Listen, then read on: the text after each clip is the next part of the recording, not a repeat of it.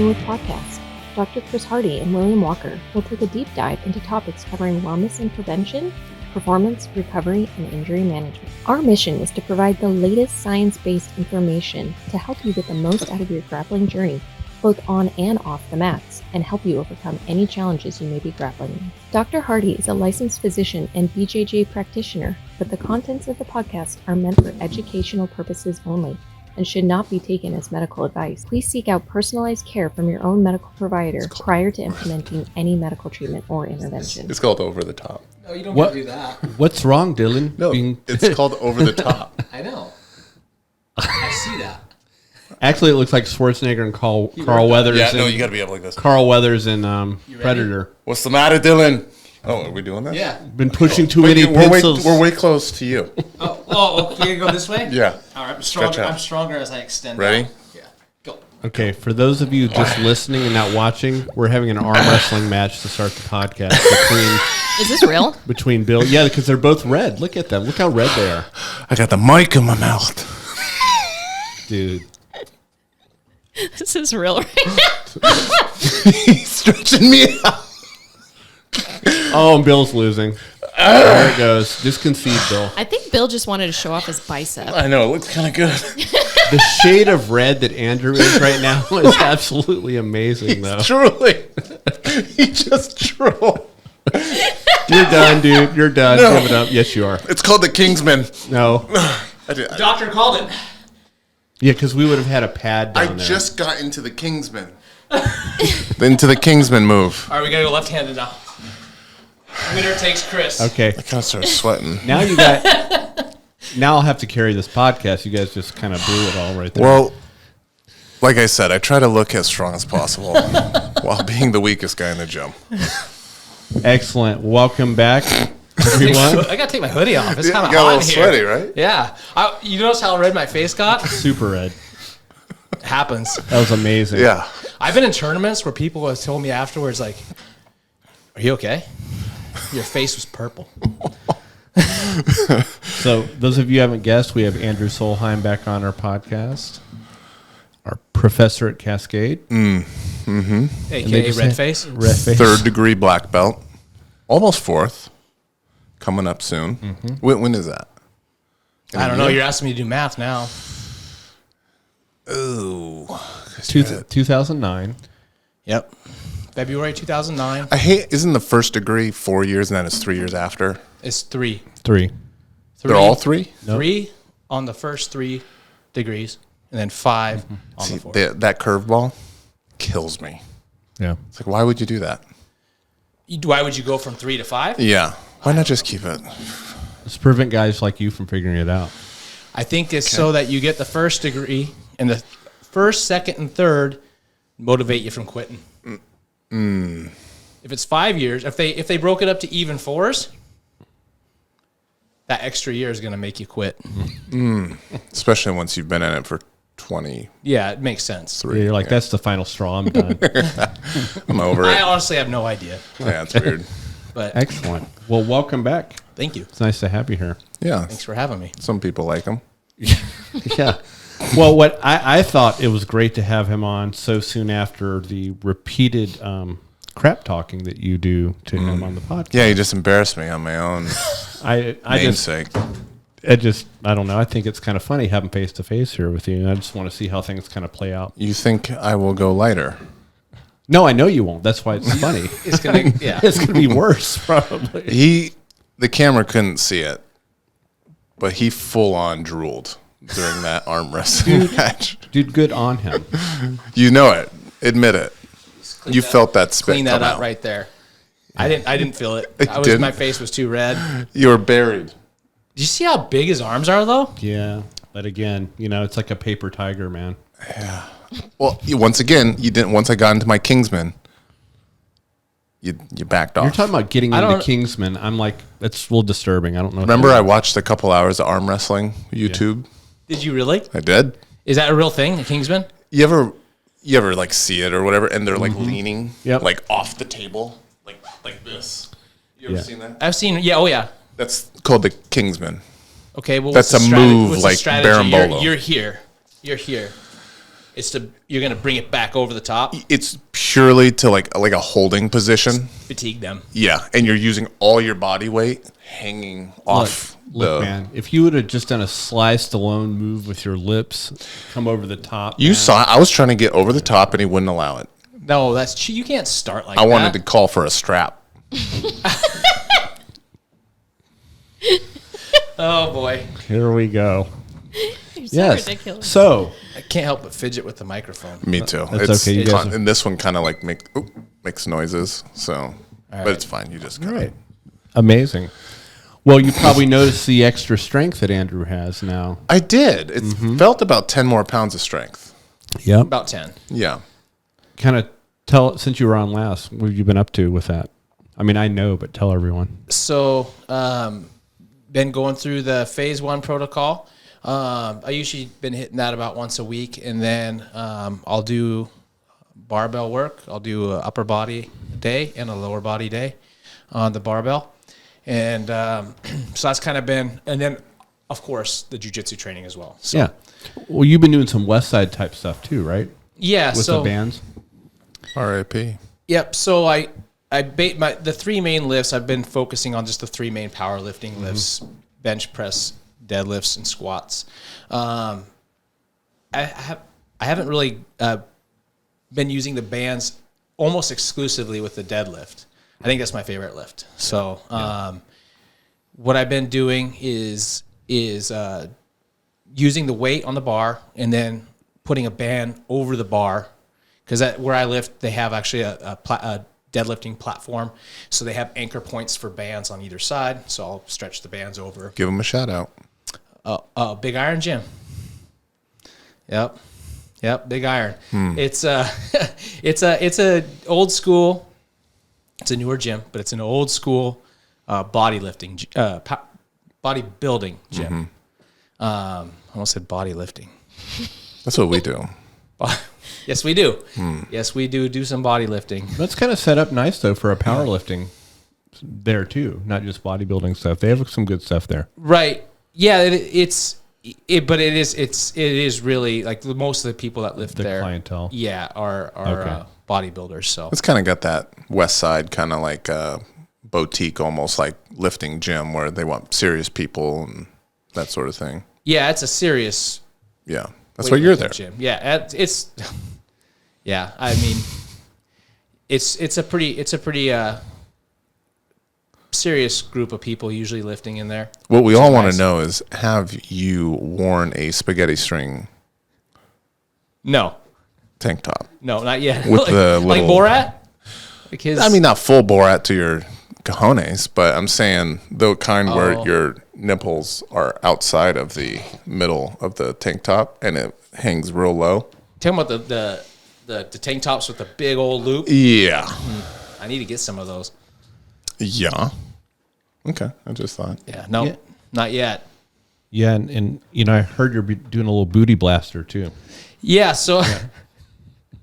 Oh, jeez. Let's hear it. Jeez. Let's hear that. All right. Well, as I was saying, with my lower body day, I alternate. So because I only do one lower body day per week, I'll usually do like deadlift 1 week, and then that week I'll also do an upper body day with the bench press be my main lift, and then the next week, instead of doing a deadlift as my main lift for my lower body, I'll do a squat.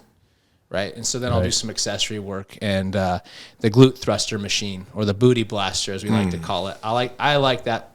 Personally, I like that because I have a problem. I've always had like an anterior tilt to my hips, so that can cause lower back pain. You know, what do you call it? Lordosis. Yep, it increases lumbar lordosis. Yeah. Exactly. Look at the big brain on Brad. It's all him. That's true. So learn from Chris. One of the things you could do is to strengthen the glutes to help with that, because An anterior is where your hips are turning forward. Yep. Like dumping up, like he always says, a good analogy, dumping a bowl of water over instead of bringing it upright. Right. But the posterior is where like your gut kind of comes out. Nope, that's the anterior tilt. that's anterior. Okay, that's anterior, where your butt's kind of popping. That's right. So think if my hips are here, so my back would be toward the microphone, and if it was a cup, this is my hips, and it tilted it forward, the water is spilling out the front. That would be the anterior tilt. Got it. Posterior tilt would be more here. This is old guy in church. Right. You know, he's rocking on the toes. He's got his. Yeah, that's a good analogy for those people that are just listening. Yeah. So if my spine has a natural curve at the lower back here, then up in the upper back, it rounds out. So this lower curve is accentuated as my hips tilt. It gets more. Yeah, those of you listening, if you want to look up lower cross syndrome, they give a really good visual to kind of look up. It's Vladimir Yanda kind of came up with that. You can see what happens with anterior tilt.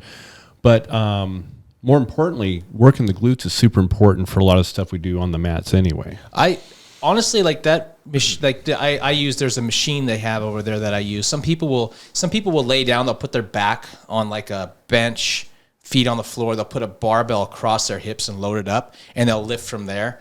But they actually have a machine dedicated to it. So your feet go on a platform. You actually lay on a bench, and there's a belt that comes over and you strap it nice and tight to it. On the bottom of that bench, there's a barbell, so you could load the weight on that, and then you could just a little handle. You drive your hips up, you release the handle. You're coming down and then driving up. Think like a Oompa, or a bridge.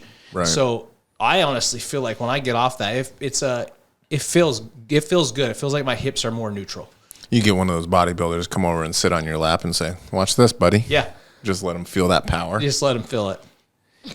I like that. I was joking that I think I might be one of the only guys in the gym to use that machine.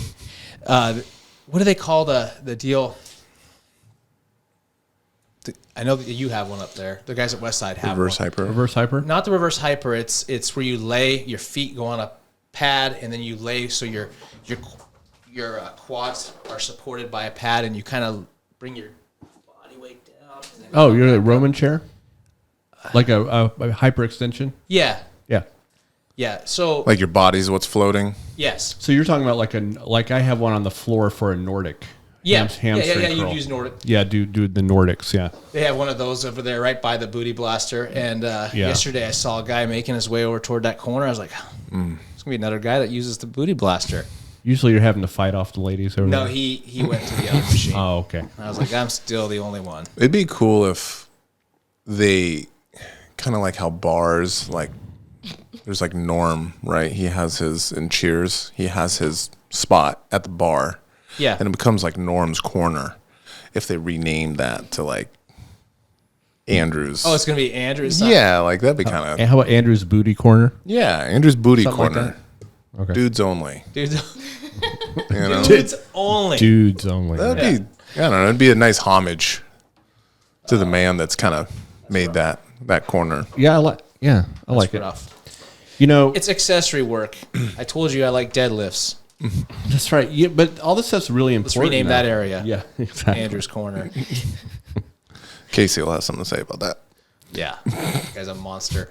But the bands on the deadlifts Yeah.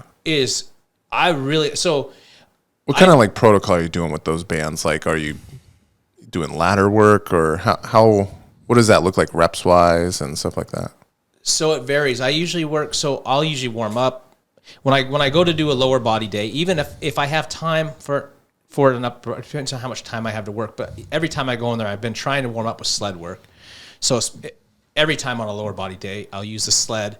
Ben Patrick's pulling the sled, and I'll push it. And the knees over toes guy, he does. He says that like his number one exercise, right? Right. For building stability in the knee. And so I started doing that, and I'll warm up with that. I'll put like just one plate on the sled. I don't know what the sled weighs, probably 80 pounds, something like that. I'll put one plate on there. I'll pull it back down, and I'll push it back. I'll do that 5 times. And then I'll put a second plate on. I'll do 5 more. Right? So that's kind of warming myself up, getting myself ready. And then I'll go, if I'm doing deadlift, I'll put some start light. I'll do some reps, just a couple yesterday I actually did 10 reps twice with 135 on the bar. And then I just build up from there. I just kind of, once I get warm, I'll jump in. And what I'm really trying to work up to typically is either a 5x5, so 5 sets of 5 reps, or if I'm going heavier, I'll do about a 3 reps 3 sets with 3 reps. So it depends on what I'm doing, and I'll vary it. What's the point of the bands? Like, what's the functional thing that's going on there? I will tell you that, but what's your experience? What does it feel like first, Andrew? If you can describe With the bands. the difference with the bands without, let's say the deadlift. What do you notice? So I noticed that because you could say like, what would you, the bands, how much weight is it adding? I don't know. I don't know how much weight it's adding necessarily. I'll use a black band. The next size up will be like a purple band. So if I want a heavier band, I'll reduce the weight on the bar. If I want more resistance, less resistance from the bands, I'll use a lighter band and more weight on the bar, right? So and I'll play with that. I'll vary it. Not every time is the same, and that's something that Pavel would talk about a lot. Is like this varied method. Sometimes you do it with no bands. Sometimes, yeah. Yeah, the idea with the bands though is it changes the force curve throughout the lift. So if you plotted on a graph the starting position of his lift on the deadlift to the end position of the deadlift, and you could plot a force curve from A to B, from the start to where he's at the top portion of the deadlift. Adding the bands, if you think about what's happening, is as he comes up, normally standing up, that's not the sticking point. It quote unquote gets easier, quote unquote, as you are near the top of lockout typically. Not really, but it it doesn't really change. What the bands do as you come up, it actually adds a differential tension. So the more you're coming up, actually the harder you're getting a little extra piece of resistance throughout the whole lift. So it's changing that force curve over the. Are the bands only beneficial to someone that's just trying to gain strength? No, it depends on is there a tool?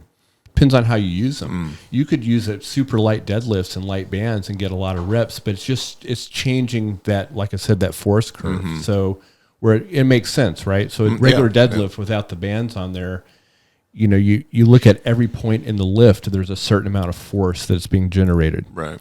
And you measure that through the floor. There are force plates you could measure in labs where, he's standing on the force plate and we can actually measure his force he's generating throughout the whole lift. When you attach a band, as you go up on the lift and that band starts to stretch, you're generating even more force in addition to the rate. And it's a very differential one. It's different than with nothing. So you're training you're training differently. So it's not necessarily force strength. A lot of strength athletes do use them. But you can use them even if you're not training, quote unquote, for max weight. Yeah. Is that what they refer to as accommodating resistance? Yeah. That's right. That's a term I think that they use at Westside, right? Like chains would provide a similar effect. Yep. And as you drag each successive link off the floor, you're actually adding weight. Right. Right. So. Plus, it looks cool if you put. You know what I mean? Really cool. We talked about how important aesthetics is. I just drape them over my shoulders. Duh. So Quentin Rampage Jackson knew that 20 years ago. Easily. Dude was living life. And before him, Mr. T. Right. It's no surprise that Quentin played BA on the remake of the A-Team. Yeah. Wow. Amazing. That's like and he was year long when you think about it, Mr. T.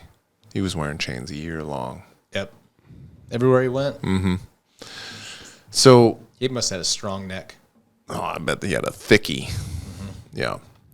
So are you noticing anything now that you're a few months in? Are you noticing anything performance-wise on the mats? Well, yeah, I'm a lot more than a few months in because you got to keep in mind I probably started this about a year ago with just like the rings and the kettlebells, and I still use those. I'm just training. My training's very varied, for whatever I can get in at the time. Good word usage. Thank you. When you hang around smart people, it rubs off. It does. You're an expert in namiology. Is that what it's called? Yeah. Namiology. All right. So what was the question? The question was, do you notice anything rolling? Excuse me. Like performance-wise, how have you noticed because you've obviously had gains. You just kind of tested that recently. Just Right. changing some stuff out. How have you noticed those gains that you've gotten in big iron on the mats? So that's as I've progressed, the changes have been different. So initially, when I started because my doctor called me a bag of ass. And Let's be clear who that is. It's not me. It's my spouse. no, I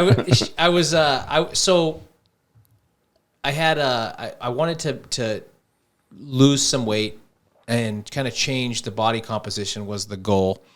And it was because my blood sugar level was a little bit, it wasn't high, but it was on the higher side of normal. So I was like, okay, so this journey started probably a little over a year ago, or Chris and Carrie both explained to me how that works and how we process carbohydrate, and kind of talking about how we metabolize our food. So I started initially with almost to a ketogenic type diet, but it was only partially keto. It wasn't full keto. I would Wasn't like intentionally like I'm doing keto or no, something. I wasn't doing it wasn't keto. There was aspects of keto, I guess. Like a lowish carb thing. Yeah. For Well, sure. in what I would do is in the morning I would intermittent fast. Then when I would have lunch, I would have no carbohydrates at my lunch. Then I would train, and then usually when I'd go to the gym and train, I'd warm up or I'd open up the academy, I'd have time. I would hit even in between the kids class and adult class, I'd go over, I'd do some ring pull-ups, some ring dips, just kind of hitting stuff when I could. And then after training, then I would eat proteins and carbohydrates, no fats. And so I started doing that. I dropped probably 14 pounds. I got pretty lean and kept getting stronger because of the kettlebell work and such. And at that time, I noticed a huge difference in my endurance in training. Like I didn't get tired like I used to. I felt very like I could go for a long time. You know some of those rolls that you have that are just smoke you. That previously would smoke me weren't doing that anymore. I was able to roll a couple of those back to back, and I was like, man, this is pretty cool. But I got down to like about 160 pounds, 162, somewhere around there. And then last fall, I decided, okay, I want that. I've gotten where I want to be with body composition. Now I want to put some weight on. I want to put some muscle on. And that's kind of where I started going to big iron and using because with the kettlebells, I can only lift so heavy. And I know necessarily training for strength doesn't necessarily build bulk, but there's crossover, right? So, but I wanted to gain strength. And so I need a barbell. So I need to put some more weight on. If I'm going to build strength, I need to get the proper inputs. And then to do that, I need more than just the kettlebell can provide right now. So I started using the barbell, started putting more weight on, and I started introducing carbohydrates back into my diet in the daytime and eating more in the daytime. So the intermittent fasting isn't quite intermittent fasting anymore. I don't eat a big breakfast, but I'll have like protein shake or something. And but now I'm introducing carbohydrates into my lunch and eating a little bit more so I can gain some weight and to gain some muscle. So I started doing that in the fall, and now I'm back up to, I've gained about 10 pounds since then. And I have not done any body fat percentage. I haven't taken any of that, but I would say that my body composition feels relatively close to what it was. I noticed that my waist size has stayed the same. I do measurements, so I've gained that weight, but I haven't really gained it as fat. Yeah. Which is good. But I've noticed that I feel stronger on the mat in certain situations. I can apply strength better. But since I put that 10 pounds on, the conditioning has suffered a little bit. I don't feel like I'm in bad condition. Right. But before, where I could roll. There's a difference, though, you're feeling. There's a trade-off. I think, Olivia, when you started doing a certain kind of regular workouts, you noticed your rolling cardio just skyrocketed, right? Yeah. What were you doing? That Kira Stokes. But like, what is that? What kind of workouts were those? Wasn't that a lot of band training stuff? There was bands, weights. A lot of band work. But you're just consistent with it, and just you Yeah. felt it on the mats as well, like that cardio. Well, and even with kettlebells now, I feel like just doing that has increased my cardio, or starting to. Yeah. What Andrew's seeing is a lot of that happens. You gain muscle mass, you still got to supply it with oxygen during the rolling before you get. I mean, just more blood supply basically. So people say that all the time. They start to gas a bit more. Not that it's bad, but I mean, there is a trade-off, like you said. No, it's better than when I started. Right. For sure. If you go back to before a year ago, my cardio is better than it was then. But I noticed a difference between when I was 10 pounds lighter versus now. Yeah. Right. There's a difference in my cardiovascular capacity, but I definitely feel the strength aspect of it as well. So that's good. I mean, it's a trade-off, right? Yeah, for sure. Yeah, absolutely. There is. You can't serve two masters completely, but you can kind of come to a good what feels good for you, having enough strength, and then still having some good endurance. And I guess that probably comes down to another thing, which is sometimes he's having to do some sort of strength training and weights and jiu-jitsu in the same day. Before, I think you were doing big iron when you were doing the kettlebells primarily, the phase 1, you were after jiu-jitsu, it was like, well, when else am I going to get it in? Yeah. So you would end up doing it after class, which we've talked about isn't necessarily optimal. It depends. But if you train if he's 6 days a week, 5 days a week. Yeah, but it's different if he's doing a lot more instruction. It depends on what he's doing during the class. And I think he's really good now at, I'm speaking for you, but what I've noticed, he's been really good about kind of gauging that. Like, if you're teaching more and not doing a whole bunch of rolling that day, I mean, you can get away with, of course, you just have to kind of watch your volume. But. Well, it depends on what the focus of your roll was too, right? How hard were those rolls? Yeah. Right.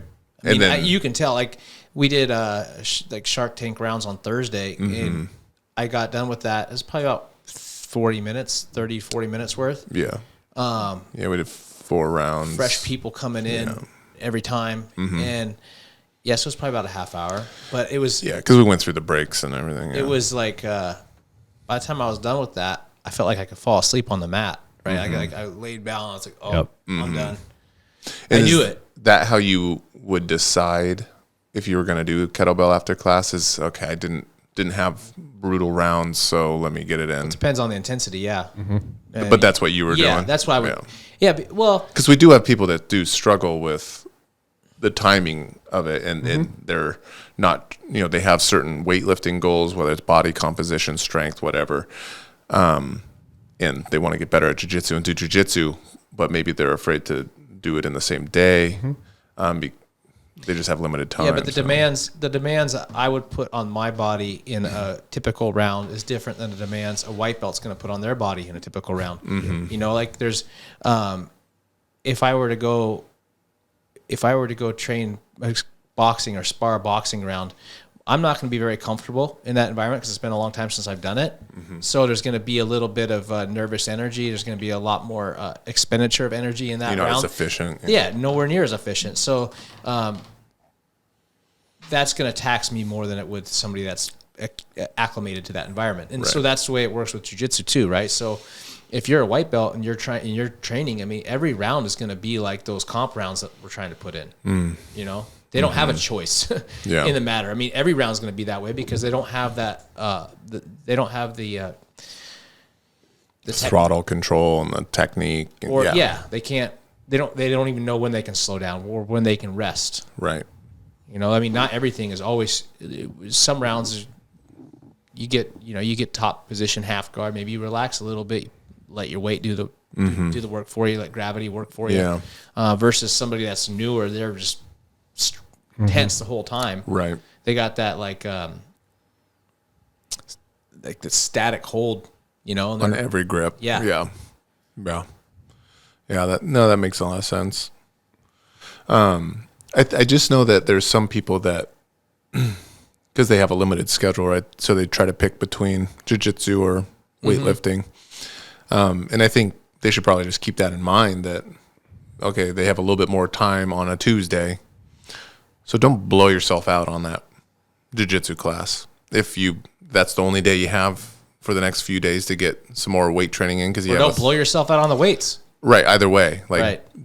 don't go ham.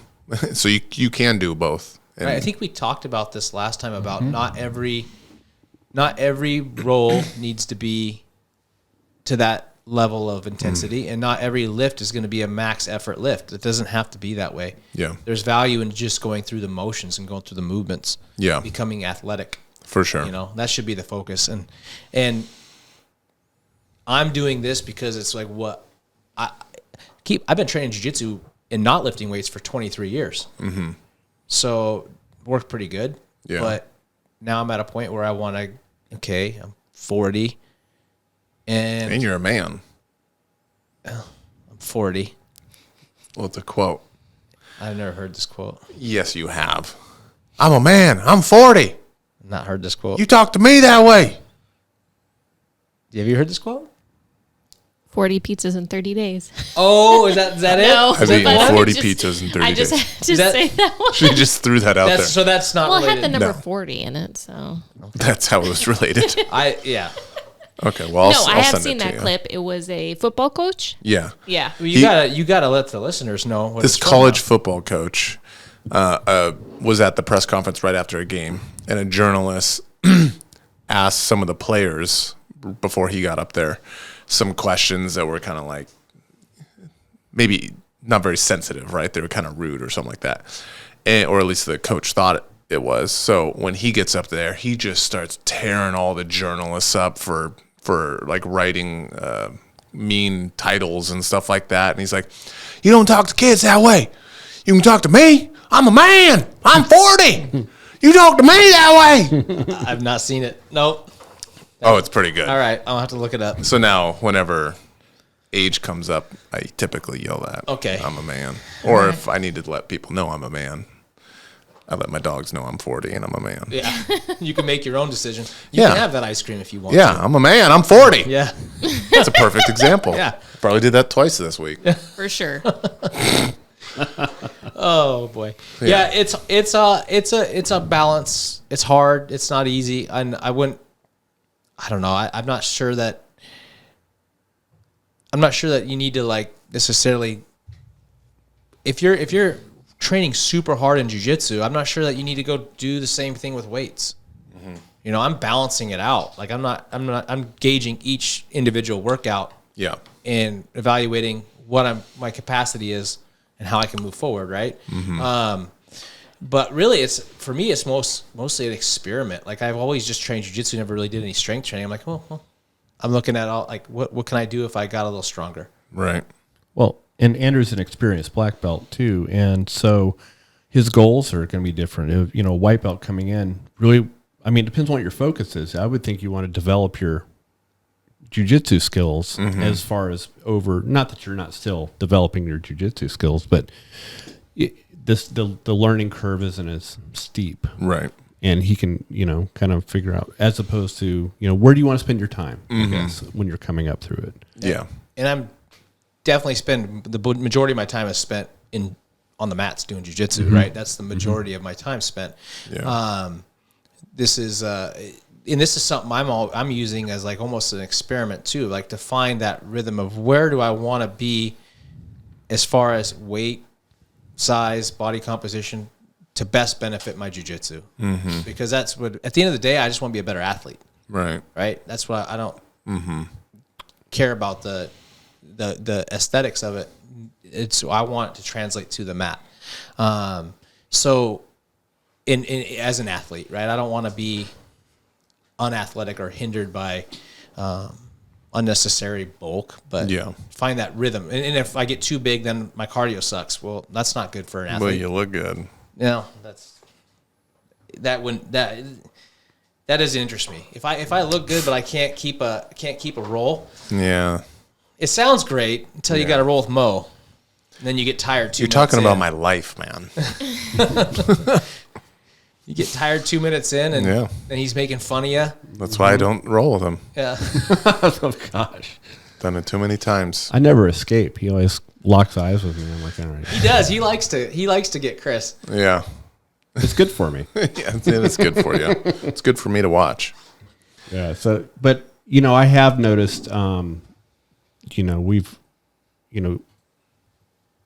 watching your, like your pressure passing. So, I've noticed a difference in the way you're moving your hips and the strength. It just feels stronger to me when I roll against you.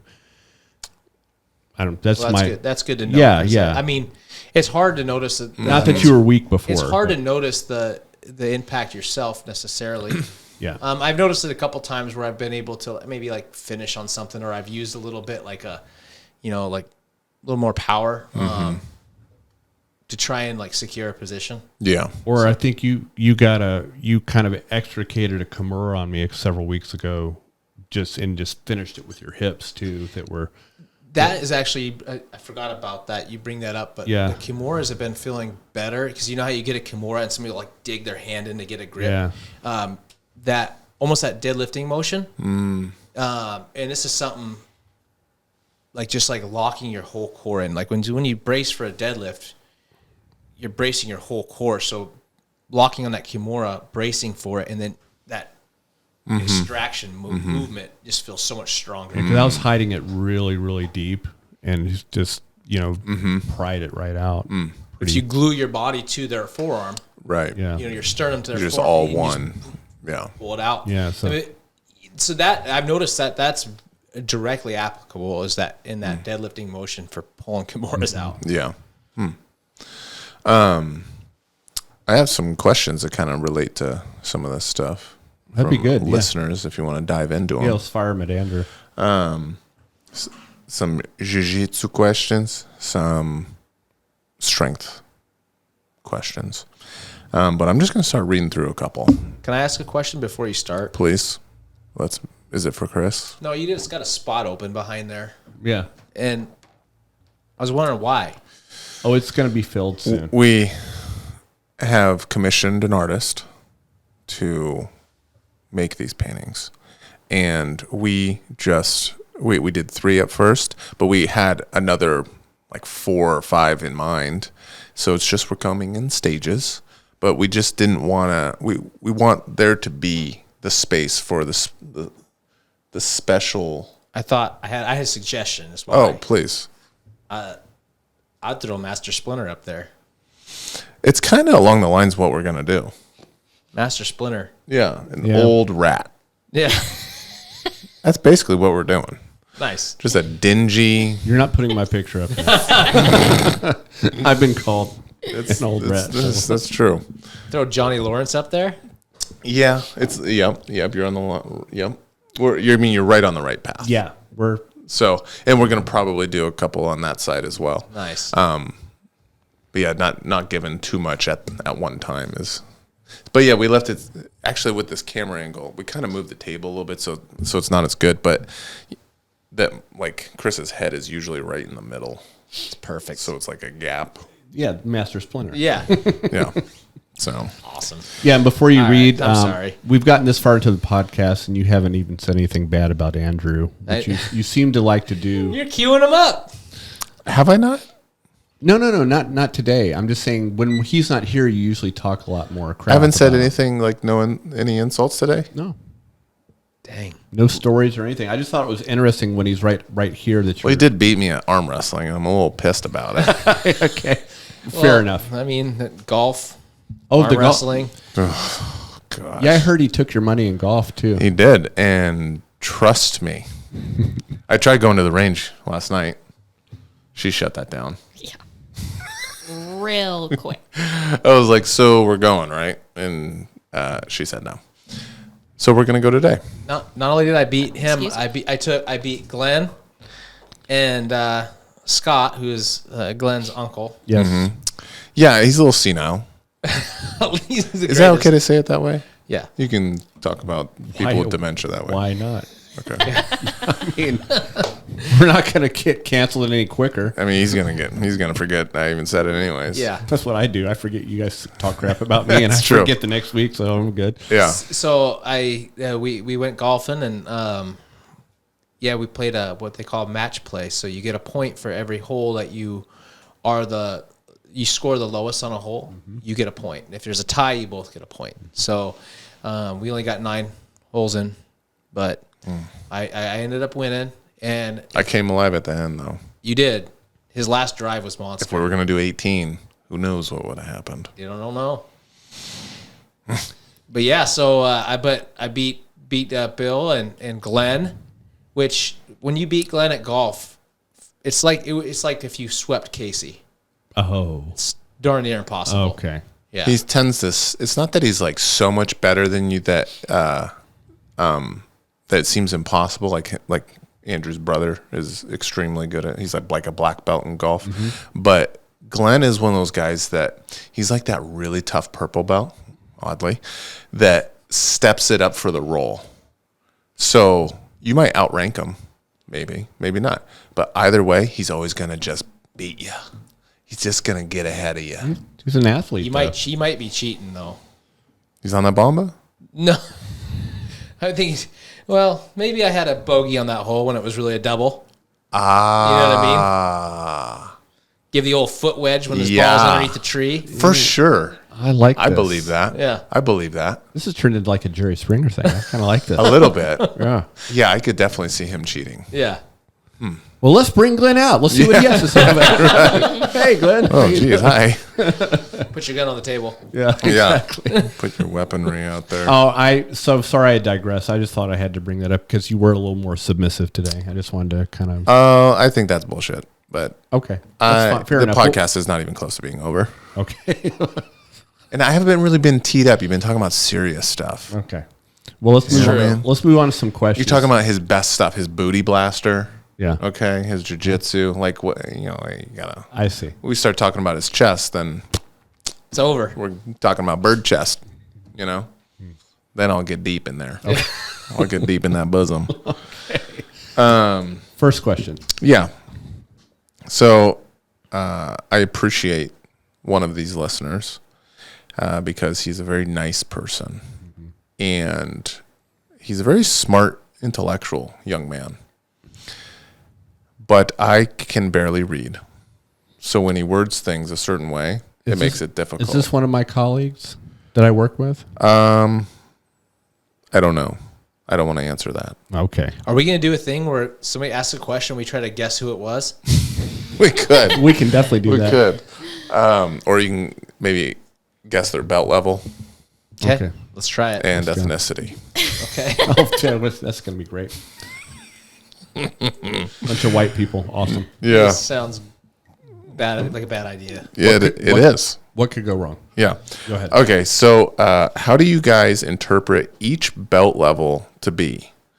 Minimum competencies? Are there technical requirements? Ego, mental requirements for the belt levels?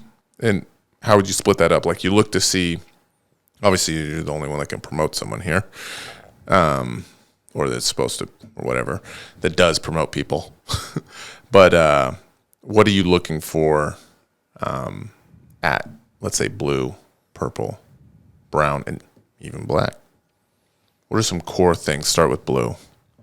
Oh boy, this is tough because it's not a. This is the beauty of jiu-jitsu is there's not like a predetermined like this is what you need to know. Mm-hmm. So I'll speak in general. Yeah. Right, because everybody's different. And I think we could even add to this just as like another perspective. Like maybe it differs at all, but something that I think I would look for. But go, Sure. please. So white belt looking to move to blue belt, right? Mm-hmm. So as a white belt, I think you should be looking at just the fundamental jiu-jitsu. Like, right, a white belt should be trying to understand the general strategy of jiu-jitsu. You know, like what is the goal of each position? Like passing the guard. Yeah, so you heard like Danaher talk about the hierarchy of positions, right? Mm-hmm. So if you're on your back, you would want to be in guard. Mm-hmm. If you're in your guard, you're going to be wanting to either get a submission or gain top position. If you're on top, you're trying to pass the legs. Then you can move through a hierarchy of pins, right? So you should have a general understanding of the goal, what you're trying to achieve from each position, and then maybe have a couple tools from there in order to achieve those things. So, for example, if you are on bottom and closed guard, you're going to have maybe armbar, triangle choke, make those good. Get a couple sweeps, basic sweeps. Maybe you're looking at sit-up sweep, kimura. Maybe you're looking at a scissor sweep, some pendulum sweep, basic stuff, right? On top, opening the closed guard, maybe it's a couple different passes, Toriano pass. Maybe you're looking at like a shin pin on the same side, and then that branches from there. So just focusing on the fundamentals of jiu-jitsu. You want to get basically like that roadmap, that basic roadmap down. Mm-hmm. That's what I would focus on. Because when you get a blue belt, you want to be able to have like that basic roadmap down. Now you can go down all kinds of from each position. You could start to get deep into, okay, well, what if they do this or what if they do that? Mm-hmm. You can get specialized, and that's kind of where I would look at for like purple belt, like blue belt. Once you're a blue belt, you have really good understanding of the basics. Now you can start looking at, okay, well, I really like butterfly guard. I really like. I like to play lockdown for some reason. They just gravitate toward it. Okay, explore that. Mm-hmm. Get really good at it. Make something yours. You know. Mm-hmm. You start to hear people like that are maybe they're not a black belt everywhere, but they're like really good in certain areas. Mm-hmm. You can get really successful with that, right? If you maybe you're not a black belt in as many other areas as others, right? Like, but maybe you got a really killer deep half guard, and if you could bring the match to that position, you have actually you can even out the match against a higher skilled opponent, right? Because you're forcing them to play in your area of expertise. Right. So what I would say is initially try to gain a general understanding. That should carry you to blue belt. Once you're at blue belt, now you can start to really get specific into what do you gravitate toward, and maybe deep dive that. Like you've done that really well, where you take something and you'll study it and study it and study. That's a great opportunity to do that. What do you think, Chris? No, absolutely. I think that's exactly right. I see, to his point, though, what I see, especially some people come in that are athletic and which is great. It's a great asset, great attribute. But sometimes they won't get a more well-rounded, try to be more well-rounded and learn all the, let's say they just play top game and they haven't played guard once. I would say, it's, try to work on things as they're a white belt trying to get the blue. I would say to really get a good foundation, and especially closed guards, a couple open guard experience those positions. That's especially true if the person wants to compete, because a chain is only strong as its weakest link, right? So if you look at that like your jiu-jitsu, maybe you're really strong, you're a good athlete, and you can force top position on your teammates and your partners. But then you go compete. You're competing against people your size. You're competing against other people who are athletes because they wouldn't be there otherwise. So you're getting all the killers from the other gyms coming in. Now, what happens if you end up on your back or you neglected that area? It's your weak link. Right. So you want to, just because you can make it successful for you in training doesn't mean that you should neglect other areas. What about when it comes to like personality types? Are you assessing, still talking white to blue? Mm-hmm. Are you assessing, actually maybe throughout the whole thing, if someone, because we've talked about the spectrum of where people will typically start, where you have your ultra aggressive, grips everything, spazzy, if you will. And then you have, we're excluding guys that have grappled before, wrestlers and stuff like that, maybe judo people or something. Your fresh adult that's coming in. And then you have your docile.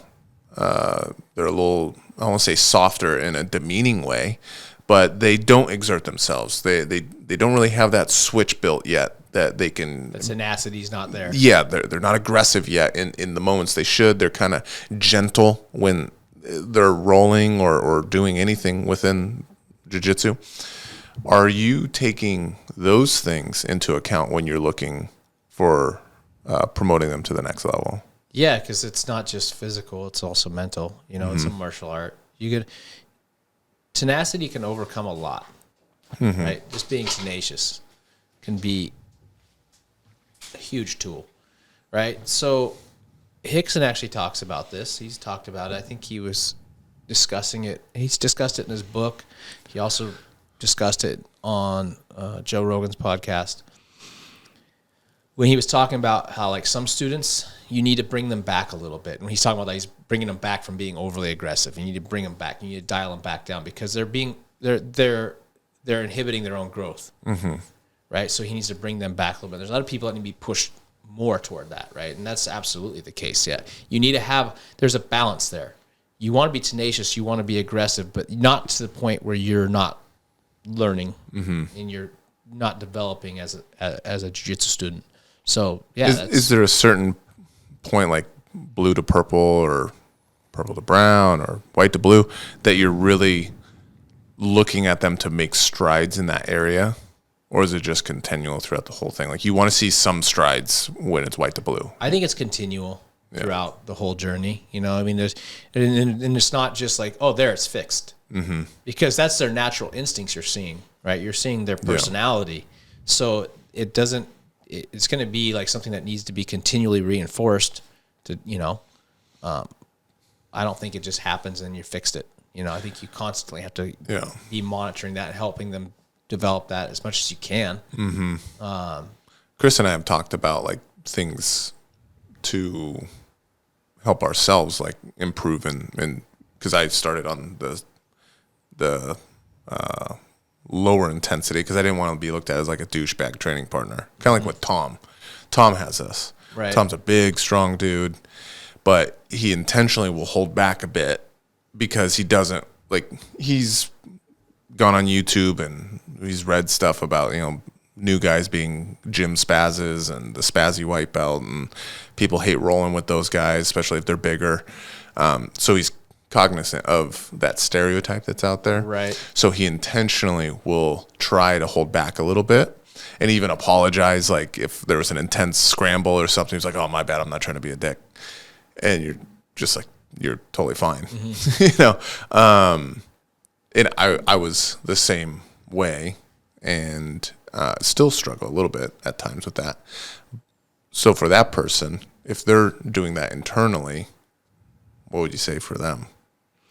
Any advice for that person that is struggling to, they don't want to be looked at as like a jerk. They don't. It's such a tough question because what you're talking about is a spectrum. You have people that maybe on one side of the spectrum, they're not tenacious enough. They're not assertive enough. And then some on the other end, you got people that have no idea that you're 240-pound dude and you're rolling with a 140-pound woman and you're smashing her. Like there's absolutely no awareness, right? So there's that spectrum. What I would say is to like Tom, if you're asking yourself these questions, you're definitely not over here because that guy doesn't give a shit. Right. Right. You're definitely not down here. You're probably right where you need to be.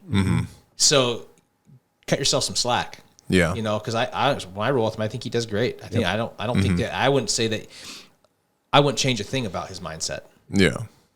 Yeah. I just know he kind of will, like I said, he'll apologize out of nowhere mid roll or something like that. And I remember Mo rolling with him and he's like, no, come after me. Yeah. No, I think the fact that you were asking yourself that, the fact that he was asking himself that tells me that you're in the right kind of mindset.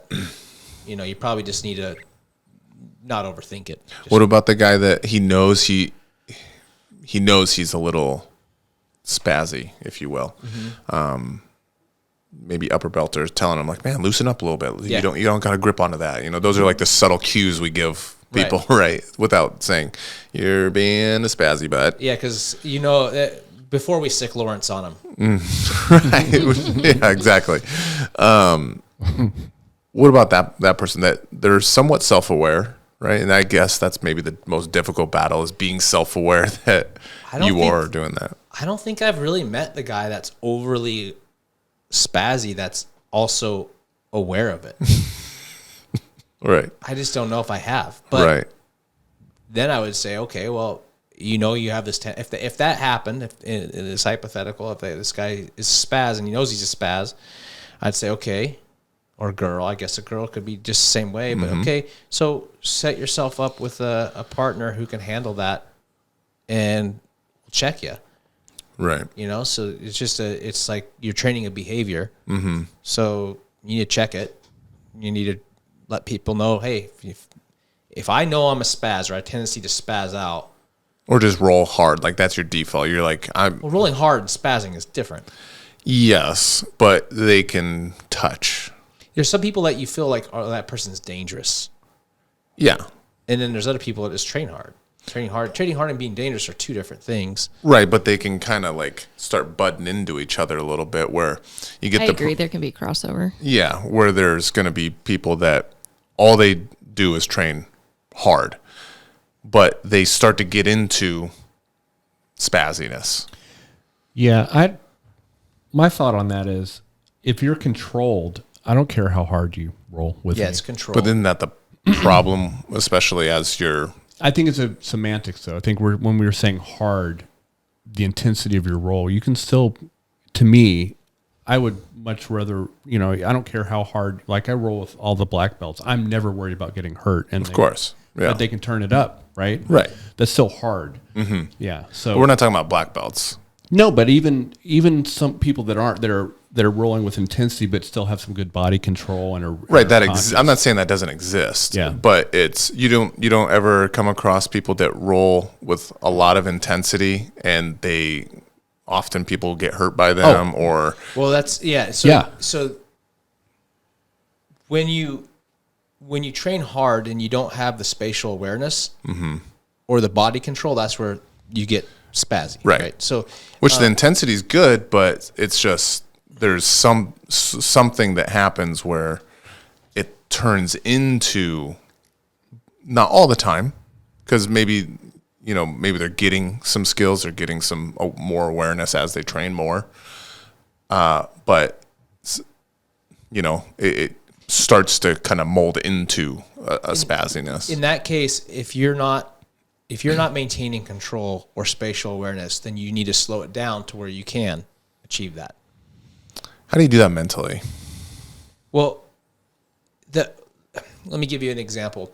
The reason why maybe you feel safe with the black belt, because when you train jiu-jitsu, the more you train jiu-jitsu, you almost you develop a spatial awareness or proprioception to where you know when you're kind of in a bad spot or a vulnerable spot. You also kind of consequently know when your partner's in this vulnerable spot. Mm-hmm. I've had that happen several times where maybe I don't follow through with something because I could see or I could feel something ain't right. Especially with leg stuff. Yeah. So that's like an easy one, right? Right. Yeah. Or whatever the case may be. Like if I come up on this sweep, his knee's in a bad position, I'm going to blow his knee out. So I'll back off of it. Mm-hmm. Not because, as opposed to just pushing through and I don't care if I hurt somebody. Mm-hmm. But that takes time to develop, right? That doesn't happen overnight. So if you don't have that ability, or you don't, and it's funny because you can almost develop a sixth sense. I started at a gym that was just a small little academy. We'd all be training in there. You almost know when there's a group behind you. Like you don't see them. Mm-hmm. You don't know they're there, but you can feel it. You sense it, right? It's the same thing. Like that's the idea of spatial awareness and knowing where things are at, and you're not going to push through in situations that could potentially cause injury if you can avoid it, right? So. Man, it's such a hard question. It's such a hard question because if you don't have that ability, I would say slow it down a little bit. If you don't know, don't force something that you need. If you need to force it, that could be a problem. Go ahead. I was going to say there's probably a mindset piece too, that if you can what are you trying to get out of every roll? I mean, that's probably the so biggest if part, right? Yeah. Well, I'm thinking if it's just to win at all costs, well, competition aside, I'm just saying when we're training, if your mindset is, hey, I'm paired up here, I'm going to do what I need to do to win. Sometimes it's like, well, that's when I think sometimes that gets out of control. Or even that can probably get shrunken down to even positional. Like if I'm going to go for daily Hiva, because I'm working daily Hiva. Yeah. I'm going to try to get into it with some tenacity. Mm-hmm. But if the person is maybe defending well, I'm not going to just try to be a juggernaut and really rip that into that daily Hiva and be almost to the point where I'm aggressive spazziness to getting into daily Hiva. More so mentally, I'm going to take note. What are they doing? Why can't I get daily Hiva on Andrew? Well, be present. Your legs are really short. His legs are really short. Oh. His femur bone. Have you ever looked when he wears shorts? He never wears shorts. I don't. It's incredible. It's the shortest femur I've ever seen. But it's probably why he likes a booty blaster. Yeah. But Plays to my. yeah, be present so you can you're not winning that position as in what you want, which is getting the De La Hiva, but you can take note of like, why are you not getting in a De La Hiva? So you're actually still getting better. You're still learning the position, right? Because of he's putting his knee outwards. My hips aren't getting to the outside of his foot, for that example specifically, let's say. Just being present, like mentally, and not worrying about winning, right? That's what you're saying. Well, guys, of course we all are trying to, it is a competitive thing. I'm not saying just throw that out the window, but not at all cost. Not at the expense of your training, you're getting better at the art or injuring someone. That's all I'm saying. If you're, so I'm taking it out of the context as a black belt, because that's the way I'm thinking is like, okay, skilled people who have the ability to kind of perceive what's going on and alter the plan according to, like rather than pushing through on something that could potentially cause injury because the positioning's off. Maybe like as like white belts, blue belts, maybe they don't have that ability as much. So I would say like if you feel like you have to like force through something, back off a little bit. You don't. I mean, being tenacious doesn't necessarily mean like uncontrolled body weight is one of the biggest causes of injury in jiu-jitsu. So you're just throwing your body around like a spaz. That's what I would say is spazzy. Right. But training hard, I wouldn't necessarily say is spazzy. Right. Training hard means you're trying to achieve certain things. You're trying to force a good roll with your partner, and but sitting and ripping hard into the side of somebody's knee with a De La Hiva, laterally into their knee, that's not necessarily, that's more spazzy type stuff, right? So, right. And that's where the hard training, intensity, tenacity maybe isn't being channeled correctly. Right. Yeah. Yeah. I mean, you gotta watch that. But I would say for people that are asking themselves that question, they probably have the right mentality and they're probably not spazzy. Yeah. What about like technical requirements? So you went over white, blue. What about like purple belt? That's what I was saying. Like with the purple belt, they're going to have a good understanding. Now they're kind of mastering those basics, kind of getting them down, right? Like, they got pretty sharp basics. They got pretty sharp basics. They probably have some specialty stuff they like to do, and they can execute it well. By this time, they're going to be able to like kind of start pushing some of the upper belts a little bit, especially like, they get into their position that they like Gion, for example. I don't like when that guy grabs my neck. There's a reason why.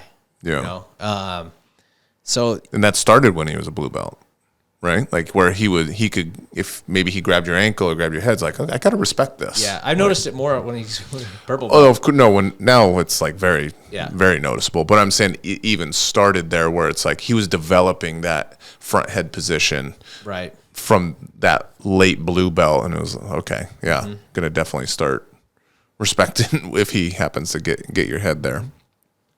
What about purple to brown? So you got purple belts that are getting there, getting close. Time served. They're putting in some good hours. From a technical perspective, what are you looking for? At brown belt, you should be pretty well rounded. Have a pretty good understanding of not just the fundamentals, but kind of like the jiu-jitsu is very vast, and you don't have to necessarily know everything about everything, but you should have a pretty good understanding of what's what at that point in time, and you're probably going to have a pretty good grasp of a lot of it. I know Andre Goval says when you become purple belt, you become like a little light turn off. You start to know jiu-jitsu. Like you understand what jiu-jitsu is, push, pull, and those kind of concepts, I think. And also purple belt, I think he said this, maybe Dan Her, it's now the advanced belt. Like you become, obviously there's levels of advanced, right? Yeah. But you are now an advanced practitioner. And then I would say definitely as a purple belt, you're pretty well advanced. And then brown belt is you have like some black belt level techniques probably, but you can start to diagnose stuff, as in someone asks about a move and it's like you can kind of workshop it and probably work through it, maybe not perfectly, but you start to understand jiu-jitsu on that level where you can kind of diagnose things as you go, because you really have a good grip on obviously body weight and movement and all that. Yeah, brown belt was always kind of like one of those belts where you're almost a black. Now you're refining stuff, and like you said, you're probably able to analyze things a little bit better, kind of understand why. Strategy, like if this is happening, okay, this is why, like how I can maybe negate that. So just kind of understanding all the little nuances and refining. It's more of a refinement belt. And then and then as you get to black belt, it's like, that's not the end. I've learned more in jiu-jitsu as a black belt than I ever did before that. Right. So also at those upper belts, you might start having coaching or teaching responsibilities, which is huge for developing an understanding of your own jiu-jitsu. I think that if you coach, if you teach something, you really start to understand why, because you have to start to verbalize. There's certain things that an athlete might do, they just do instinctively. But now if you have to like break it down and explain it to somebody who doesn't know their right foot from their left foot, and you got to try and coach them through a complex movement or body mechanics, you start to understand that move and how it works, and you start to develop the cues. I think that's huge for developing and understanding yourself of why things work in jiu-jitsu.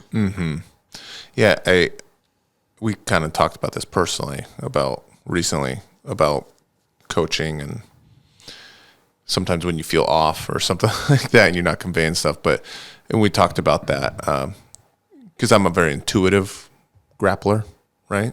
So I kind of just go with the flow a lot of the time, and I'm almost defensive, like I like to play off someone else's grips, right? So you get your grip, and then I'll do something off of that. But when I started teaching and you started having me even just sub in here or there, I think I was a purple belt, I did notice, because I was having to think about, like, okay, I'm good at reverse de la Riva. That's like my thing. At least at that time, that was what I was really doing a lot. Why is it my thing? What am I even doing? And before, when I hadn't thought about it, it was like I was just pretty good at it, but I didn't know why. But it was once I started thinking of, like, okay, well, I'm always visually looking if they're standing, if they're on a knee, if they're trying to knee cut through it, if they're staying back, like all these cues, and then grips that I'm doing within that. And it helped like open up. And then literally I got better. Yeah. Just by thinking about what I'm doing. Because then it was almost ingrained more. So yes, I was still intuitive, but there was almost like a binary thought in my head of like, well, he's standing up, so Kiss of the Dragon's available immediately. He's on his knees. Don't even think about Kiss of the Dragon. But he's on his knee, so that means this foot that I'm reverse de la heaving is light. Right? So it was like, it almost expanded my mind a bit. Yeah, I think that's yeah, I mean, absolutely. You're teaching helped a lot. Yeah, yeah, that's what I was pretty much saying. Yeah, it makes you like have to have a deeper understanding of the technique. And maybe you're not even teaching a class, but you're just being willing to talk to a lower belt or even a same belt, whatever. Yeah, you don't have to teach a class. You can teach. You can just be after helping class. Yeah, be willing to. And I was always willing to also say I don't know. Because maybe someone asks you and you're like, I think I know. Yeah, then you start working and you're like, actually, I don't know. It's okay to say I don't know. Yeah, it's kind of good, really. It can be encouraging, because I remember being white and blue and even purple and like thinking brown and black belts. I'm like, they know literally everything. They have an answer for everything. If I try to pass, it doesn't matter. Yeah, I don't know about that, but I'm saying that was like the feeling I had. Like, Andrew Jang, there's no way I'll ever in my entire life be able to roll with Andrew Jung. Thank you. Thank you. You're welcome. I'll ever be able to roll with him and not just be smushed 100%. His pressure's pretty good. It was scary. I literally, like I run from Mo and you right now, I was doing that to him for about 3 years. I just didn't want any part of it because it didn't feel good. Yeah, his pressure's pretty good. I mean, he's one of those guys where you get, if he gets in his like that momentum, his role, like of like his position. Yeah. And I thought it was going to be literally impossible to ever compete against that. Right. Obviously, over time, develop technique, you know, you can start to do that. But it was one of those things where it just seemed so I just thought that black and brown belts knew everything. But then now, you know, you're there and you're like, I don't know anything. No, jiu-jitsu is evolving so fast. Yeah. So much new stuff. Like it's pretty humbling. Yeah. And even old stuff getting New again. developed again and more granular. You're like, this is crazy. Yeah, it's you're never gonna master it, but there's always something new to try to play with and understand. So I thoroughly enjoy that aspect of it though, and having the humility to say you don't know is so important, because so many people in their mind they think if I say I don't know, they're gonna think I'm no good. Mm-hmm. But like the fact of the matter is nobody knows everything. Right.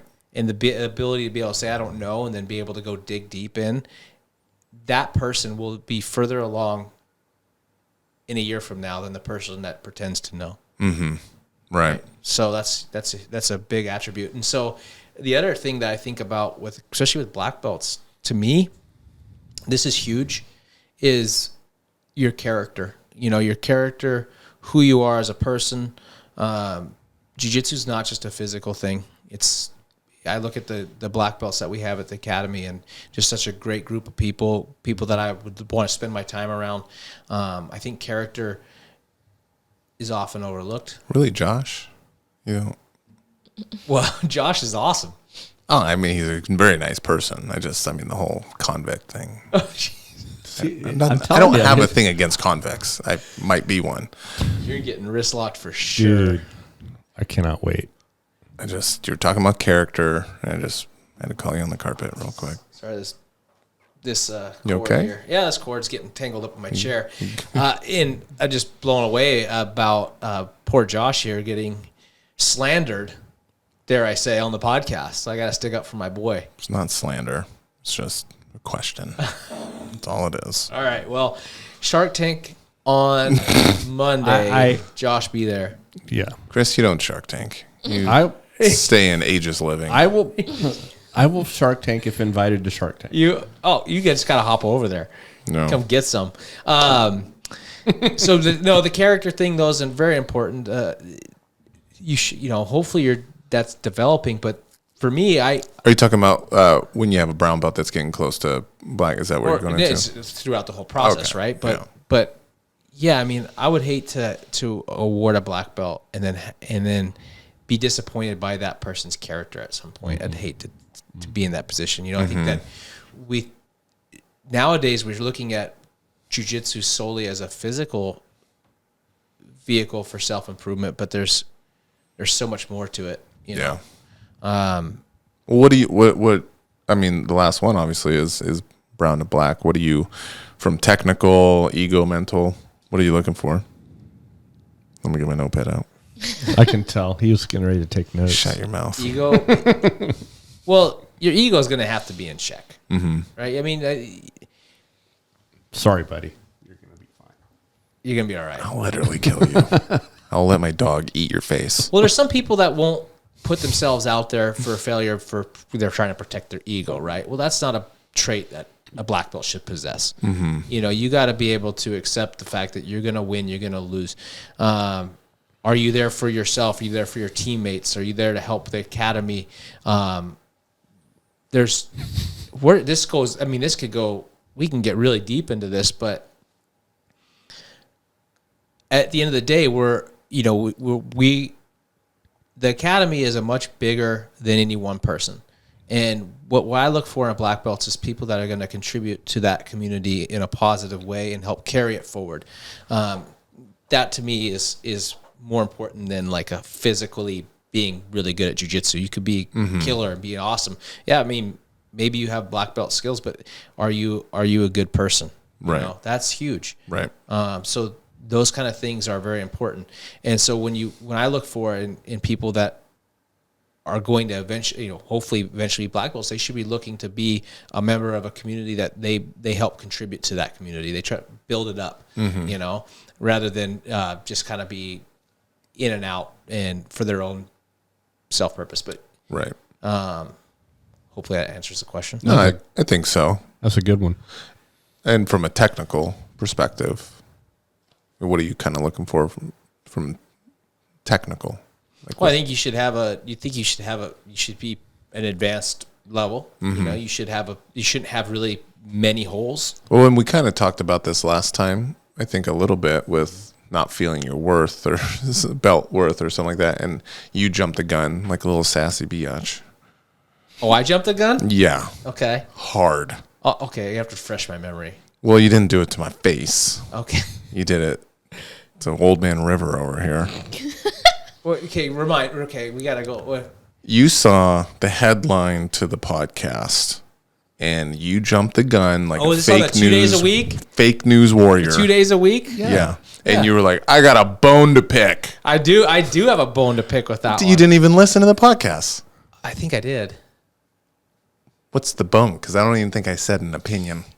The problem is The question was, is it worth even training 2 days a week, right? It was supposed to be like a hot button question that not that I'm saying is worthless, but just that's a question that someone has asked. as an impartial observer, What do you got to say? I will say this about that situation. I'm assuming you listened to the audio. I did. Right. Your facial expressions when you brought that up, it was easier to see that it was something that you weren't stating that was your thought, that it was someone kind of, hey, what do you think about this? But if you listen just to the audio, one could think that that was your opinion. Yeah, because it didn't come across as a question. I'll take the sassy part back, but you're still a biatch. So that's another way to get to black belt quick is call your professor. Well, so my opinion on the 2 days a week is really simple. It's like I've only been lifting twice a week. I mean, has that done me any good? Yeah, I think it has. If you only eat fast food, would it be better to say, 2 days a week I'm going to eat healthy? Of course. Right. Like honestly, you can gain. My white through black belt journey was based on 2-3 days a week. I preferred 3, but there were some days I could only travel. I traveling on to Burien initially, then Seattle. There's some days I can only do it twice. Right. So it's more, to me, it's way more important about consistency over time. If you train 2 days a week and you do that for a decade, you're gonna have some serious skill over versus not doing it at all. Like, and that's kind of the conclusion. I think right? I'm really against like these. This is why this question is so hard. I'm really against like, this is what a blue belt should be. This is what a purple belt should be. This is what a brown belt should be. This is what a black belt should be. Because I don't necessarily believe in any of that. I think what it means for you to be a blue belt, what it means for you to be a purple, you to be a brown, you to be a black is different from this guy over here. So everybody's different. And nothing exists in a vacuum. So I'm really against those blanket statements. I always hate when people come out and say, because I've heard this statement like, oh, you have to train 3-4 days a week for skill acquisition. If you're 2 days a week, you're really only maintaining. Like, bullshit. Like, I don't believe that. I don't believe that at all. I believe that you could blanketly say that and have like maybe that's your opinion because that's what worked for you. But Muhammad, when he competed against Keenan Cornelius. He was training twice a week, and he pushed that guy. He was training twice a week. Yeah. When he competed against that guy, and he pushed him super hard. I mean, so like obviously there's, and I'd be curious to see like Mo he's probably been a 2-a-day-a-week guy probably primarily throughout his whole jiu-jitsu journey.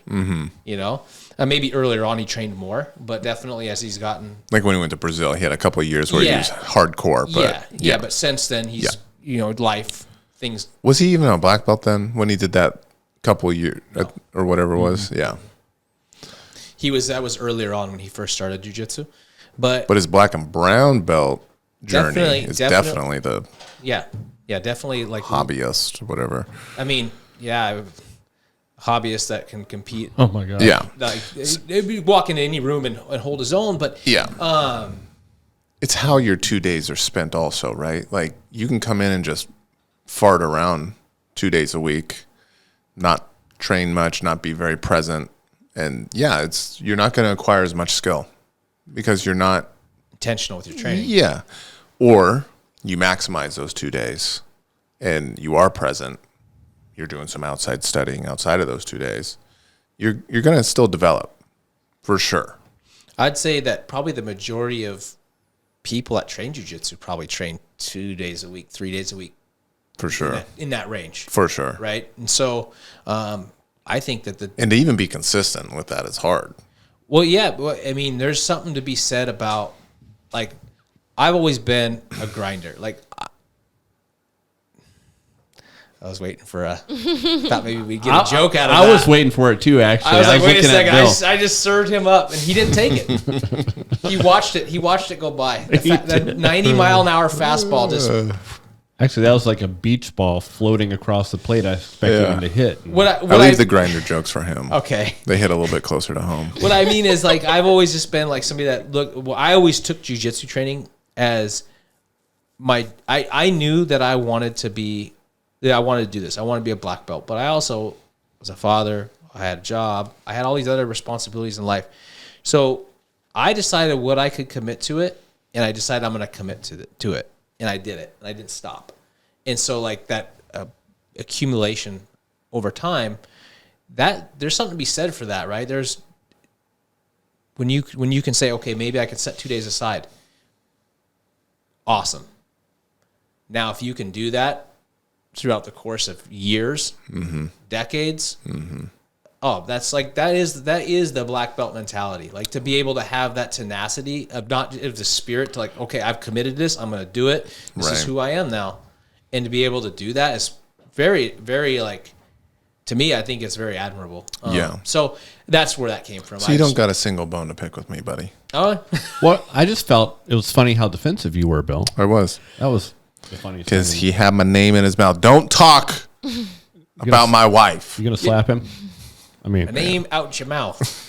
I mean, he just gave us. I think he stole that from Earl Thomas, by the way. Yeah.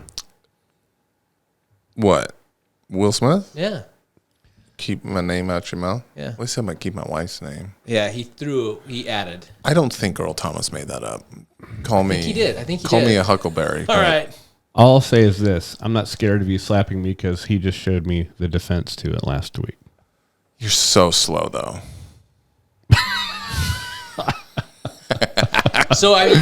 Yeah. That's true in the picture with Casey, yeah. Which no one mentioned my comment on Casey's. Casey just got promoted to purple belt. Mm-hmm.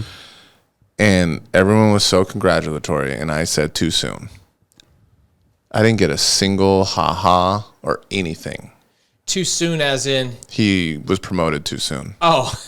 I thought it was because I thought too soon, like as in you're joking the about reference. This slap. This tragedy that happened on stage too soon.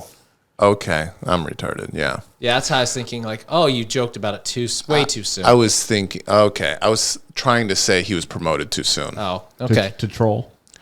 Yeah. Mm-hmm. Yes. That might not work out well for you. If you want to take that belt off his waist, by all means. I was gonna say go for it. Well, it was more so if anyone's rolled with him, it's like. Oh, I see. Doesn't matter what color that belt is. Yeah. Let's be real. And it doesn't matter what color your belt is. Because it's steamroller. Smush you like the juggernaut. So he's got a little giggle when he does it too. He does. Have you noticed that? Yes. Yeah, I have actually. When his beard is rubbing my nostrils. Gosh, you guys got to have him in here to talk about that elk. Yeah, that'll be an experience. You want to button up that thought. Summarize that. That's where I hate these blanket statements that this is what this means. This is what this means. You have to train this to achieve this. I think everybody is different, and everything is. I don't have one prescribed thing that I look for in a blue belt, and I don't have one prescribed thing I look for in a purple belt. I gauge people individually. I try to like have that relationship and try to understand what they're about, like what they need. And everybody's different. Like, everybody's different. There's some general guidelines, and I try to provide those as best as possible. But that's not that's not all 100% the same. You know, Right. I mean, everybody's going to be a little different. Yeah. So Another question. As a white belt, when a black belt asks you to roll, you know you're going to get smashed. But how do you approach this? Work on one technique? Try everything you can to survive? What's the mentality going into rolling with probably a black or brown belt, I would assume? That you just know. There's like, I'm not going to like beat them up. At least that's their mentality. I don't know. I never, when I was a white belt, I didn't have very many brown or black belts to roll with. Mm-hmm. So that's a really weird question. For me, I would, and are they getting smashed for real? Well, I think this person feels like they're getting smashed because they're just losing. Like Gotcha. It's unfamiliar, right? When a black and brown belt like put some pressure, it's different, right? Right. Especially when you're in the beginning. I mean, that might be difficult for you to remember, right? Or even experience, because there was. Well, How many brown belts did you see when you were a white and a blue belt?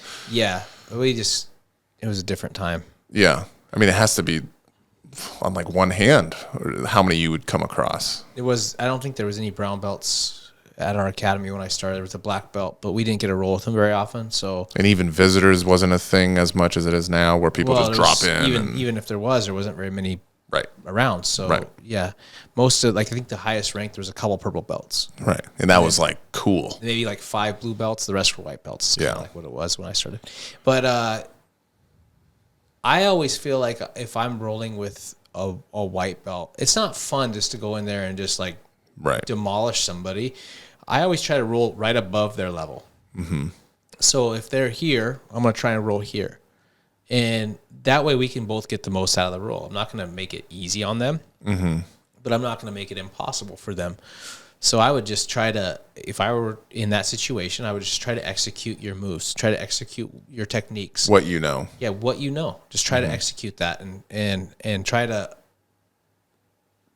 absorb, try to notice maybe what they're doing. Oh, I did this. Maybe he responded this way.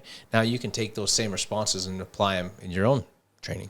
It's also a good opportunity to really focus on your escapes. If you find you'll find yourself in, in bad positions probably more often. Mm-hmm. Really kind of start fine tuning your side control, your mount escapes and stuff like that too. Just And don't let your mind get in the way. Yeah. Right. I notice that sometimes with white belts, I will give like time for response. So I'm moving. Maybe I'll give like a little bit of time for them to respond. For example, if I'm passing the guard, maybe I'm not gonna just like right away go to secure 100% where they can't move and escape. Maybe I'll give them a little opportunity to try and escape. But sometimes guys will just freeze. They're like, I gotta accept this. Like, no, feel Right. free to move. Like, Right. I'm giving you the opportunity to see how you're gonna respond. So don't beat yourself mentally. Right. Apply your technique, and don't hesitate to apply your technique. So I For sure. try to give windows of opportunity for response. That's I'd say how I roll with white belts as well, is trying to now. I will make it a point to try to, like, when I try to submit them with like the most goofy submission possible. Like I want, You want to humiliate people? well, not in like a mean way, but if it could be like the most unusual submission, I'm gonna go for it. Gas chamber? I'm not big on that, Okay. but mother's milk, I will go Oh for. my gosh. Which I know I learned it from you. But wrist locks, I will go for. You're wrist locking white belts, admitting it on a podcast. I'll wrist lock You a have first no day. shame. Actually, I wrist locked the second day guy, just like 2 weeks ago. Okay. One of the Navy guys that Tom's been bringing in, glasses. He just laughed and I laughed. I think we need a chaperone for you when you roll. Well, I disagree. Okay. So, but at the same time, I'm working the same way. You're giving opportunities throughout. It helps me kind of develop kind of Timing as well. timing and creativity, and like we can almost go deeper in the hole of bad position, or maybe it's, you're not letting them completely mounting you or something like that, or get a choking completely, but you're allowing kind of these awkward positions that a purple belt's not going to get in. But this white belt that's doing weird stuff, you'll never experience that unless it's with them, or a weird scramble that you just happen to be in one day. It's also good if they're really relatively inexperienced, especially if they're like big and strong. I look at that personally. I find value in that because they're going to respond the way maybe somebody that's untrained would in a self-defense situation. You know, they're 100%. I can predict the way that, you know, a more advanced person's going to respond, but the unpredictability and being able to adjust to that, like sometimes that's harder. And it's easy to steer clear from that role as an upper belt and be like, the guy's big and free. You know, he's going to just rip on everything possible. It's not fun. It hurts. You're right. And you're going to have to play this kind of like shrunken down game, right? To kind of keep them subdued and like protect yourself. Protect yourself, yeah. And say that. But I would say, and we've talked about this privately, but don't steer away from that if you're an upper belt, especially if you're not like a huge guy, you know, like still do those roles. Maybe not every time, but still do them. Get that experience, because that experience is different, and you don't want to be caught off guard with you're the jiu-jitsu guy that did get beat up. Yeah, but if you are and just kind of going back to the earlier topic, if you are going against somebody that's bigger and maybe like we'll throw the term spazzy in there, maybe erratic in movement, like you just said, because they lack the spatial awareness and they lack the ability to kind of control their movement, I limit what I put myself into. I would never invert on somebody like that. They may drop all their weight on my neck and I'm freaking paralyzed. I'm not going to do that. I'm going to play a very like simplistic game that's going to keep me safe, number one, and then look for my opportunities. So I find value in that, because that's how you would, in a self-defense situation, that's how you're going to have to react. Right. You know? So it kind of, your training is different, but it is still training and it's still valuable. Yeah. Another question. Sometimes the amount of techniques and details with each technique is overwhelming. So, you know, you're teaching a technique and there's just so many little pieces to it, they can feel overwhelmed. What did you guys do to not be overwhelmed by the amount of information coming in? And I'm sure this is more than just like a one-day class. This is like, okay, Monday you learn this, Thursday you learn this, Saturday you learn this, and maybe they're related, but it's all still more information. Do we ignore some points and focus on just a few, or do we try and perfect each technique, each class? So I talk about this a lot when I teach, is I say, like, if I'm covering a lot of content in class, I'll say, hey, look, if you don't have experience with this, I don't want you to move on to this next piece right now. I want you to focus on this piece, the one that we just went over, you know, so that they can really kind of refine that and kind of get a grasp of it. Because you'll see that there's a tendency for people when they start jiu-jitsu, they want to learn it all, and they want to learn it all right now. They want to have all the answers. Imagine learning a language that way. It would never happen, right? But at the same time, the class needs to move beyond the fundamental. So a lot of times I'll teach things and I'll teach it in pieces. Uh-oh. Disrespectful. Oh, no. 3M tape down. Elio just had a heart attack. Keep going. He didn't like that. He's very Oh, that was Carlos. sad that his brother just fell. Dang. Carlino. Yeah, so the Is that disrespectful what's that? that we just had his head fall off? Basically, Dang. there's a ghost in here. Goes to Carlino. Yeah. Okay, keep going. So when I teach a class, there's sometimes it'll be a multi-day, like I'll start a technique and I'll build on it throughout the week. And I'll say that to guys. I'll say, look, if this is your first class here, you're going to start with this first piece. You know, maybe it's like last week we were working knee slide and we were working options off the knee slide. But some people, we were working on options like, I go knee slide, they pummel in for underhook and they get up to their elbow. Now I got to respond to that. So I'll say, look, you can't move on to that until you know what the knee slide is. Right? So practice the knee slide, make it good. And so I try to like take it in pieces. Yeah. And don't feel like you have to get it all in one class. And then as far as like if it's a technique that requires multiple steps, or multiple little details, some details are going to be more important than others. I may show details that are going to be relevant to you guys on this side of the room. Those are like little details that are going to make it that much better. It'd be great if these guys get those, but in the white belts, it's better if they have a general understanding. This is what I was talking about, like that white to blue belt, just a broad understanding of what the basics of jiu-jitsu are, right? So when it comes to a technique, you could have a kind of basic understanding. Oh, Americana goes this way, pull the elbow up, keep the wrist on the floor. Great, cool, got it. Kimura is this way. Understanding how to apply pressures in both of those. Now there's going to be a lot of little mechanics in that that's going to make it tighter. I don't need you to grasp all of that at white belt, but I need you to have an understanding what Americana is, what a Kimura is, what are the pressures, how are we trying to do, and then we can kind of refine later in your journey. So, Well, I was going to say the same thing. What I'm doing primarily right now for me is getting those little pieces. I'm really getting a lot of joy out of that. Even something we've seen 100 times. Those little refinements are really cool. And, you know, at brown belt level, that's what I'm looking. So keep it in context as a white belt. Like Andrew said, don't sweat that too much. You're going to refine as you go.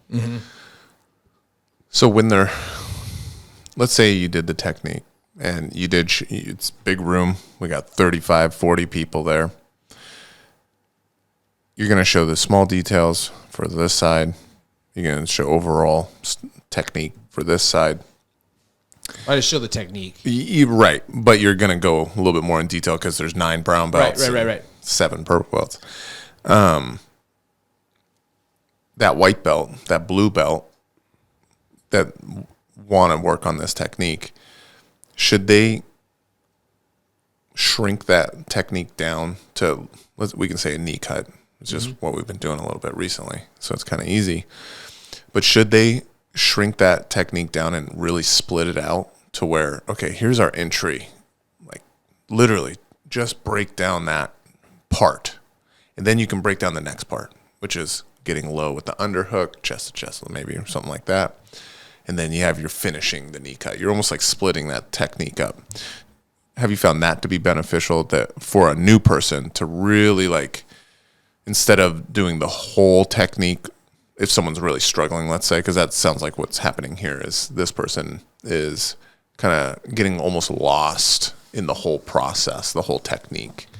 So maybe something they could do is break it down even more, not fine details, but the movements themselves. Yeah, I mean, you could break that's one strategy, is to break it into pieces and put the pieces all together. That's one strategy. That's one way that they can go about that. Yeah. I typically, in this scenario you're discussing, isn't the way I approached that particular technique. I just showed the technique as a whole. Right.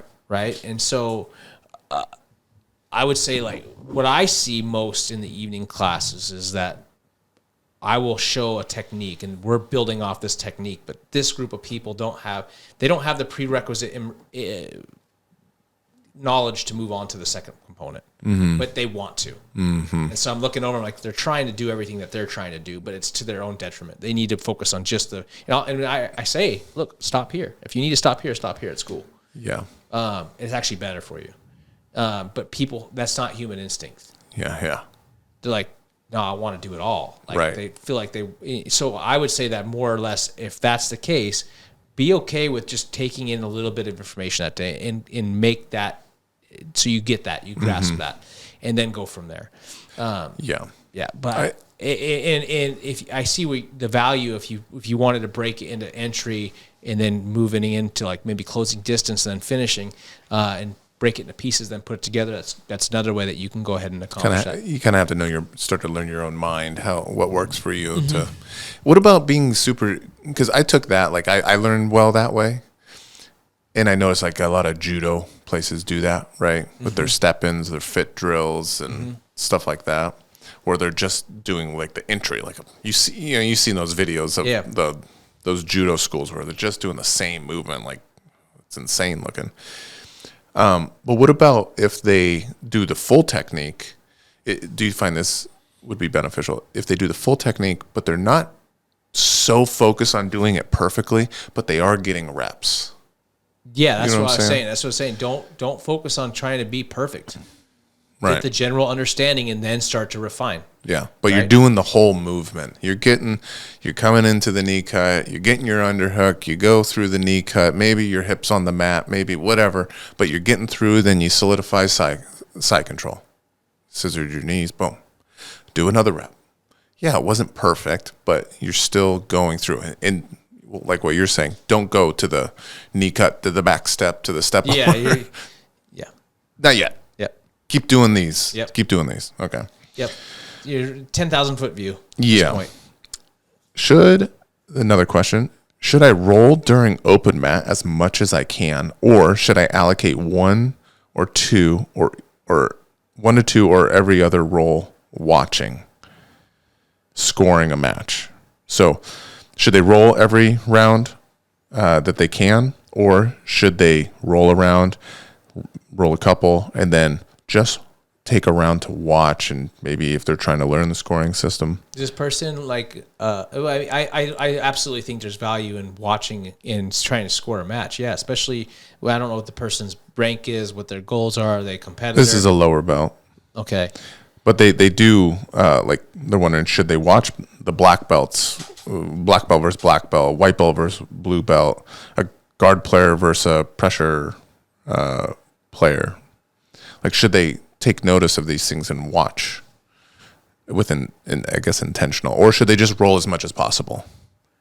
This is while they're like in the open mat section. Right.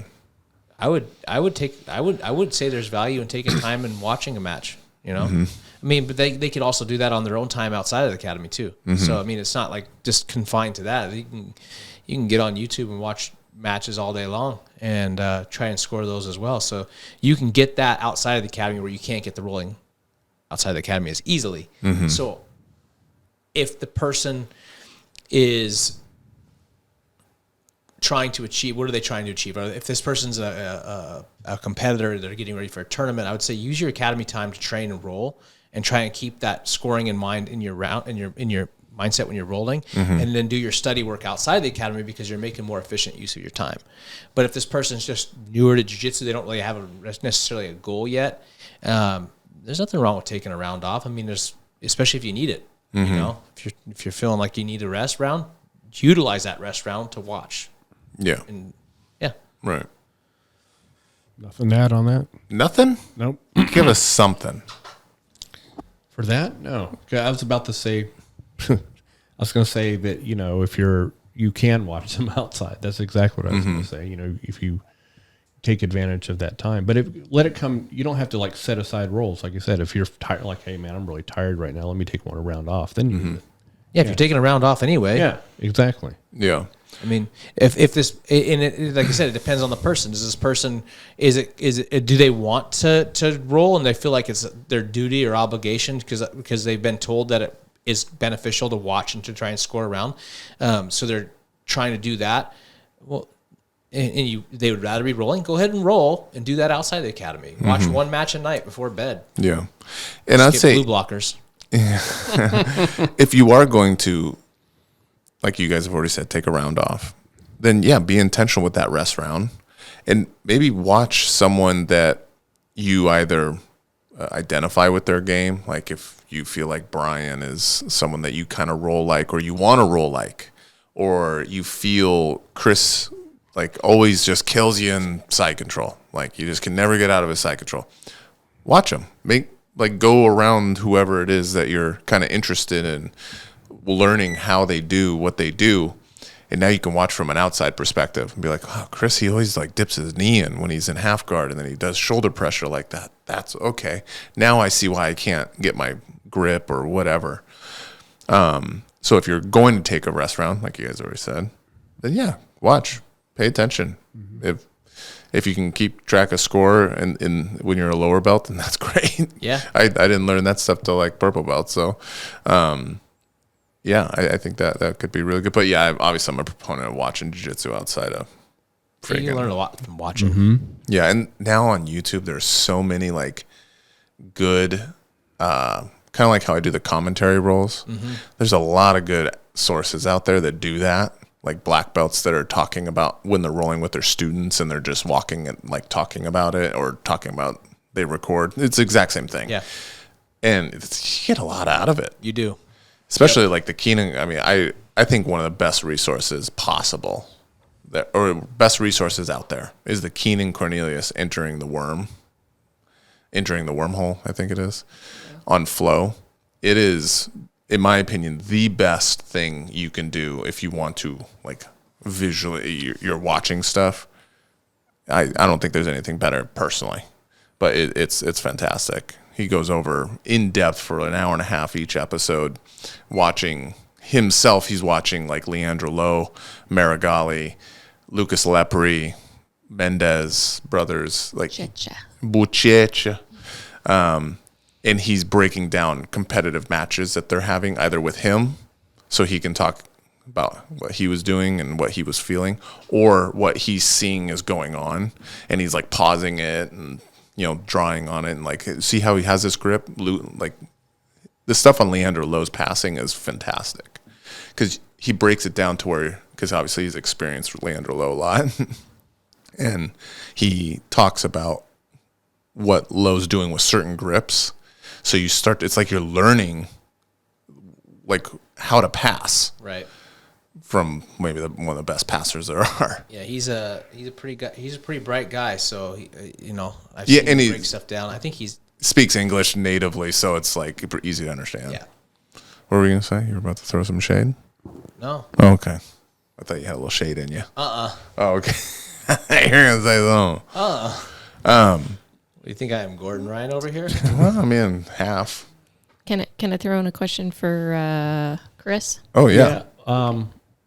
Where are we at? So we're gonna probably cut it down pretty quick. So how many do you have? Is it a link? I'm just gonna ask you one. Okay. Yeah. Good. Creatine for training. Training what? We're talking about jiu-jitsu, I'm assuming. Jiu-jitsu or weights. Well, there's a difference. Okay. So creatine is one of the best studied supplements probably ever for performance. It works. Creatine actually gives you extra substrate. Substrate's is a word we use for it gives you building blocks for something.